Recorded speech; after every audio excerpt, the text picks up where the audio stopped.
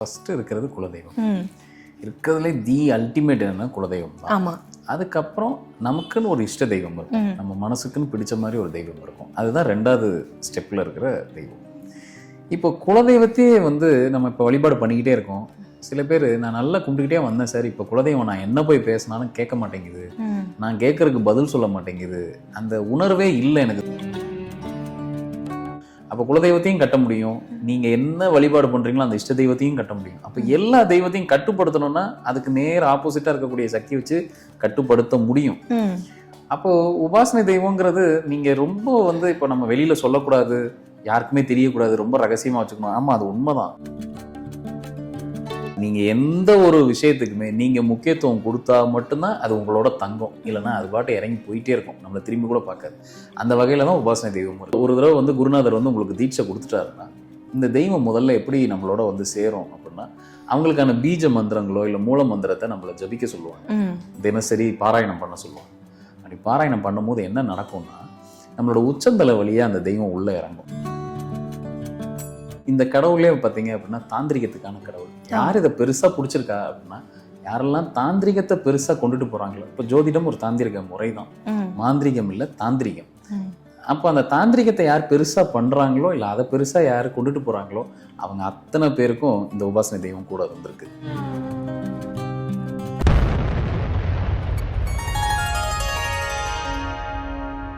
Sri மகாஸ் infinity நேயர்களுக்கு நர்மதாவின் அன்பான வணக்கம்.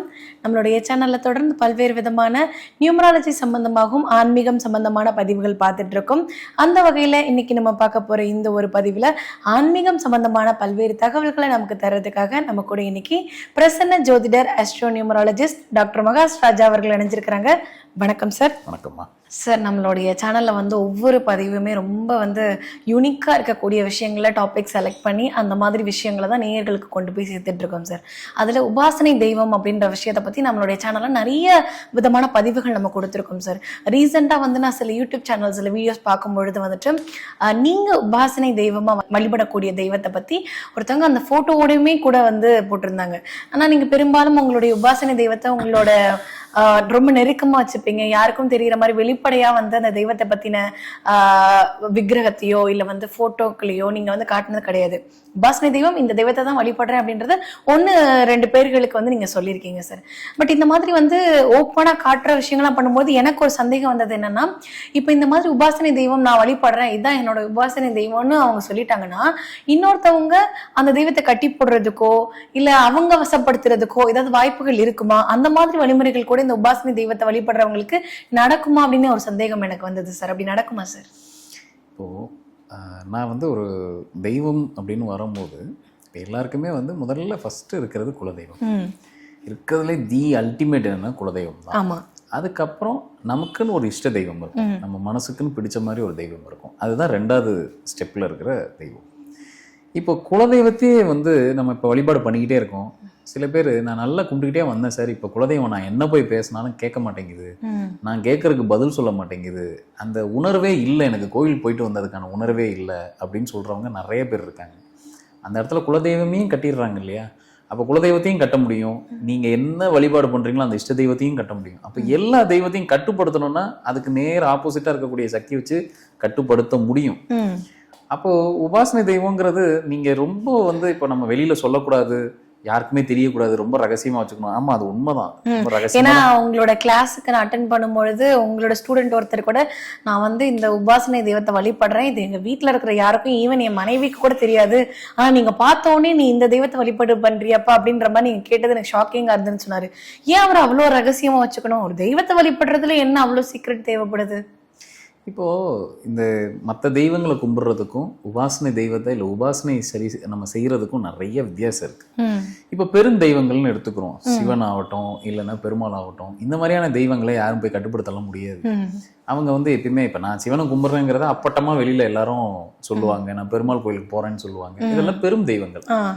அடுத்த லெவல்ல இருக்கக்கூடியதான் இஷ்ட தெய்வங்கள். நம்ம சின்ன சின்ன தெய்வங்கள்லாம், அதாவது இப்போ நம்ம கிராம தேவதைகளா இருப்பாங்க, அந்த மாதிரி தெய்வங்கள் தான் கட்டுப்படுறதுக்கு இல்லை கட்டுப்படுத்த முடியும். இப்போ உபாசனை தெய்வம் சீக்ரெட்டாக தான் இருக்கணும், அதை அப்படிதான் வச்சுக்கணும். ஏன்னா என்னோட தெய்வம் எனக்கான ஒரு நான் வேற இல்லை, அந்த தெய்வம் வேற இல்லைங்கிற மாதிரி நம்ம ஐக்கியம் ஆயிடணும் அந்த தெய்வத்தோட. அதனாலதான் யாரும் பெரும்பாலும் வெளியில சொல்ல மாட்டாங்க நான் இந்த தெய்வத்தை தான் உபாசனை பண்றேன் அப்படின்னு. அதே மாதிரி இஷ்ட தெய்வம் வேறையா இருக்கும், உபாசனை தெய்வம் வேறையா இருக்கும், ஒவ்வொருத்தருக்கும் மாறுபடும். ஆமா. நான் பொதுவா என்ன சொல்லுவேன் அப்படின்னா, நம்மளா போய் ஒரு தெய்வத்தை உபாசனையா எடுத்துக்கிறத விட ஒரு குருமார் கைப்பட்டு இல்ல அவர் வந்து அனுகிரகம் பண்ணி ஒரு தெய்வத்தை உபாசனையா கொடுத்தாருன்னா அந்த தெய்வம் நம்மளோடயே டிராவல் பண்ணும்.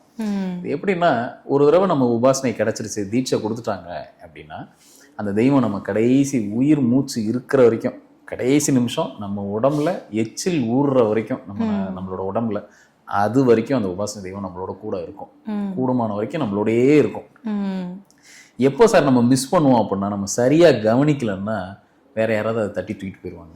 இப்ப உபாசனை தெய்வத்தை சரியா கவனிக்கிறதுனா எப்படி சார்? இப்போ ஒரு தெய்வம் இஷ்ட தெய்வத்தை நம்ம போய் வணங்குறோம் அப்படின்னா தேங்காய், வாழைப்பழம், கற்பூரம், ஊதுபத்திலாம் வாங்கிட்டு போய் தெய்வத்தினுடைய பேருக்கோ இல்லை நம்ம பேருக்கோ அர்ச்சனை பண்ணி வழிபாடு பண்ணலாம், தீபம் போடலாம்.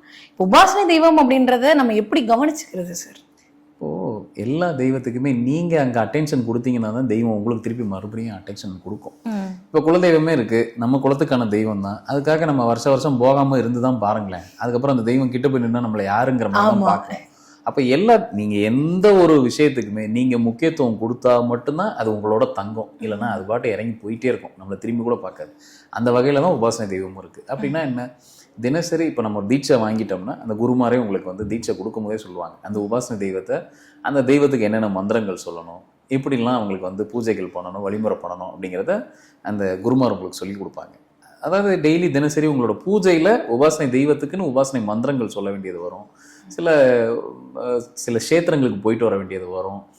நம்மளோட அதாவது வழிமுறைகள் கொஞ்சம் வித்தியாசமாக இருக்கும். மேக்சிமம் இது வந்து தியான முறையில் தான் உபாசனை தெய்வத்தை நம்ம வளர்த்துக்கிட்டே வருவோம். எப்படி புரிஞ்சுக்கலாம்னா, குரு ஒரு தடவை வந்து குருநாதர் வந்து உங்களுக்கு தீட்சை கொடுத்துட்டாருன்னா இந்த தெய்வம் முதல்ல எப்படி நம்மளோட வந்து சேரும் அப்படின்னா, அவங்களுக்கான பீஜ மந்திரங்களோ இல்லை மூல மந்திரத்தை நம்மளை ஜபிக்க சொல்லுவாங்க, தினசரி பாராயணம் பண்ண சொல்லுவாங்க. அப்படி பாராயணம் பண்ணும்போது என்ன நடக்கும்னா, நம்மளோட உச்சந்தலை வழியாக அந்த தெய்வம் உள்ளே இறங்கும். எப்படி காஸ்மிக் எனர்ஜி நம்ம உடம்புக்குள்ளே இறங்குதோ, நம்ம செல்ஸில் போய் எப்படி ஃபில் ஆகுதோ, அந்த மாதிரி அந்த ஸ்பிரிச்சுவல் எனர்ஜி உடம்புக்குள்ளே ஃபில்லாக ஆரம்பிக்கும். அது நம்ம எப்படி பார்க்கலாம்னா, முதல்ல ஒரு லைன் ஆர்ட் போட்ட மாதிரி அந்த தெய்வம் ஃபார்ம் ஆக ஆரம்பிக்கும். அது கண்ணுக்கு முன்னாடியா சார்? நீங்க கண்ணை மூணுனா அந்த தெய்வம் ஒரு லைன் ஆர்ட் மாதிரி தெரியும். நிறைய மந்திரங்கள் கொடுக்க கொடுக்க கொடுக்க என்ன நடக்கும்னா, அது அப்படியே மெதுவாக அதுக்கு ஒரு கை கால்லாம் நமக்கு எப்படி ஒரு குழந்தைக்கு எப்படி ஃபார்ம் ஆகுமோ அந்த மாதிரி ஃபார்ம் ஆகும். ஒரு கட்டத்துக்கு அப்புறம் நல்ல மந்திரங்கள் நீங்கள் நிறைய கொடுக்க கொடுக்க என்ன ஆகும்னா, அது ஒரு சாலிட் ஃபார்மேட்டில் உங்களுக்கு தெரியும், லைவ்லியாக தெரியும், கண்ணுக்கு முன்னாடி அந்த தெய்வத்தை உங்களால் உணர முடியும். சரி, இது வந்து உணர்தல் விஷயம்தான். அதை தாண்டி உங்கள் லைஃப்பில் நடக்க இருக்கிற ஈவெண்ட்ஸ் எல்லாம் இருக்கு இல்லையா, அதெல்லாம் பார்த்தீங்கன்னா நிறைய மாற்றங்கள் தெரியும். சில தெய்வங்கள் முக்காலத்தை உணர்த்தும். எதுக்கு ஒரு உபாசனை தெய்வம் தேவை, நமக்கு இத்தனை தெய்வம் இருக்காங்க, அப்போ நமக்கு பெருந்தெய்வமான சிவனையோ இல்லை விஷ்ணுவையோ வந்து பிரார்த்தனை பண்ணாலே போதாதா, எதுக்கு இப்படி ஒரு உபாசனை தெய்வம் தேவை அப்படின்னா, உபாசனைங்கிறது எதுக்கு முதல்ல அப்படின்னா, நமக்கு முதல்ல புகழ் அடைய செய்கிறது தான் உபாசனை தெய்வம். நான் ஒரு ஃபீல்டு எடுத்திருக்கேன், இல்லை நான் ஒரு ஃபீல்டில் ஈடுபட்டிருக்கேன், அந்த துறையில் நான் ஒரு உச்சத்தை தொடரணும், நான் என்ன பண்ணிக்கிட்டு இருக்கேன், இல்லை நான் அதில் வந்து நான் என்னோட இன்புட்ஸ், என்னோட உழைப்பு நாளைக்கு அங்கீகரிக்கப்படணும், நான் ஒரு இடத்துல வந்து அந்த சொசைட்டல் ஸ்டேட்டஸில் வரணும், இல்லை அதில் ஏதோ ஒரு அந்த துறையில் நான் சாதிக்கணும் அப்படின்னா அவங்களுக்கு நிச்சயமாக உபாசனை தெய்வம் தேவை. அந்த உபாசனை மூர்த்தியோட அனுகிரகத்தால் தான் ஒருத்தர் ஜெயிப்பாங்க. பெரிய அளவில் ஜெயிச்சவங்க யாரும் பெருசாக உபாசனை தெய்வம் இருக்குங்கிறத வெளியில் சொல்ல மாட்டாங்க, சீக்கிரட்டாக தான் வச்சுருப்பாங்க. ஆனால் அந்த உபாசனை தெய்வம் இருக்கிறவங்க தான் பெருசாக வெளியில் புகழடைகிற மாதிரி உலகத்துக்கே தெரியும் அப்படின்வாங்க இல்லையா, அவங்க எல்லாருக்கும் ஒரு உபாசனை தெய்வம் இருக்கும். நம்ம வள்ளலார் சாமி எடுத்துக்குவோம், அவருக்கு உபாசனை தெய்வம் இருந்திருக்கு.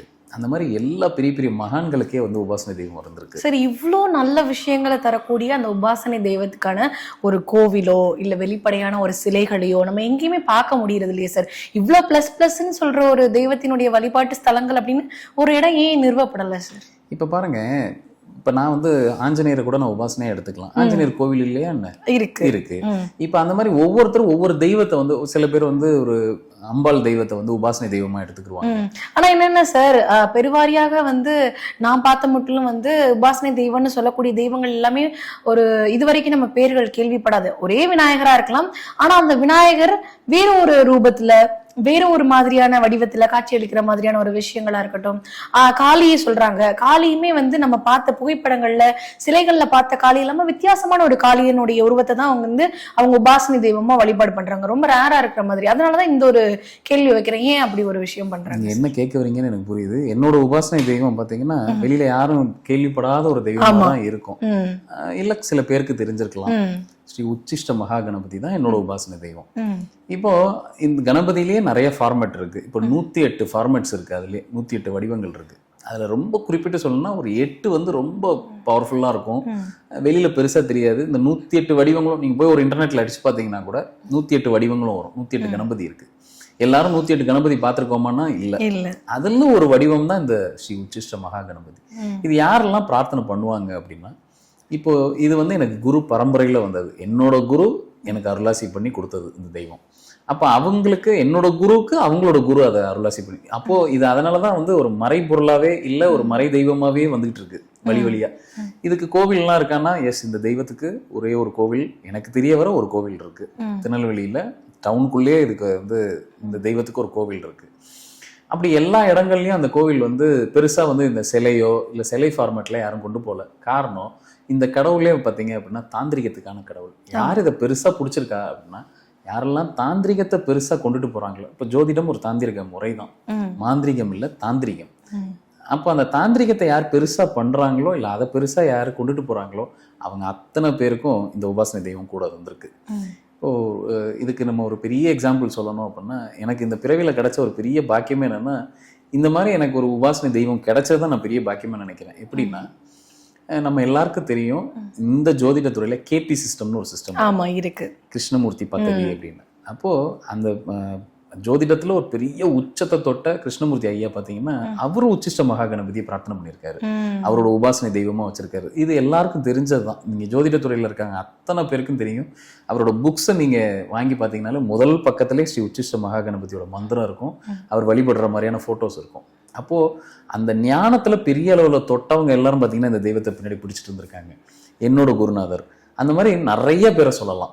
இந்த மாதிரி இந்த தாந்திரிகத்தை ஃபாலோ பண்றவங்க என்ன கொடுக்கும் சார் இந்த தெய்வம், இந்த கடவுள் என்ன பண்ணுவார் அப்படின்னா, பொதுவாகவே கணபதி வந்து நம்ம எல்லா விஷயத்துக்கும் கணபதியை தொட்டு தான் ஒரு வேலையை ஆரம்பிப்போம் நம்ம. ஏன்னா எல்லா கணங்களுக்கும் அதிபதி, அவரை தொட்டுட்டு தான் முதல்ல வேலையை ஆரம்பிப்போம். நம்ம ஒரு சிவன் கோயிலுக்கு போனோம்னா கூட முதல்ல கணபதியை நமஸ்காரம் பண்ணிட்டு தான் உள்ள போய் சாமியவே போய் பார்ப்போம். அப்படி இருக்கும் போது இந்த 108 கணபதியில இவருக்கு என்ன விசேஷம்னா, இவரை நீங்க நிறைய உபாசனை செய்ய செய்ய நிறைய மந்திரங்கள் கொடுக்க முக்காலத்தை உங்களுக்கு உணர்த்துவார். முக்காலத்தை உணர்த்துறதுன்னா எப்படி அப்படின்னா, பாஸ்ட், ப்ரெசன்ட், ஃபியூச்சர்.